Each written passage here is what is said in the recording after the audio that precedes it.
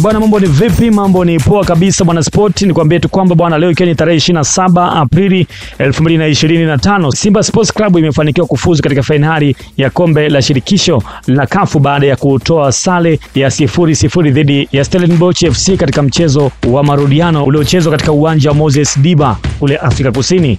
Na matokeo hayo, Simba Sports Club imesonga mbele kwa ushindi wa jumla wa 1-0 kufuatia ushindi wa goli 1-0 waliopata katika mchezo wa kwanza uliochezwa wiki iliyopita. Na hii ni kwa mara ya kwanza katika historia ya klabu hiyo ya Simba Sports Club kufikia hatua ya fainali katika michuano hii ya Afrika, hatua inayodhihirisha maendeleo makubwa ya Simba Sports Club chini ya kocha Fadu Davis. Na katika mchezo wa leo, Simba Sports Club imeonyesha uimara mkubwa wa kiulinzi, ikifanikiwa kuzuia mashambulizi ya Stellenbosch FC na kudhibiti mchezo mpaka dakika za mwisho. Uamuzi wa busara wa kiufundi na nidhamu ya wachezaji ilichangia kiasi kikubwa mafanikio hayo. Kwa sasa Simba Sports Club inasubiri kujua mpinzani wake katika fainali ya kombe la shirikisho yani CAF, ambapo itakutana na mshindi kati ya timu nyingine mbili zilizofika nusu fainali. Mashabiki wa Simba Sports Club na wapenda soka kwa jumla wana kila sababu ya kujivunia mafanikio ya kihistoria. Mimi ni Christian Ale, mwanaspoti wangu, nikwambie tu tusubirie fainali. Simba Sports Club, ongereni kwa hatua kubwa ambayo umeipiga.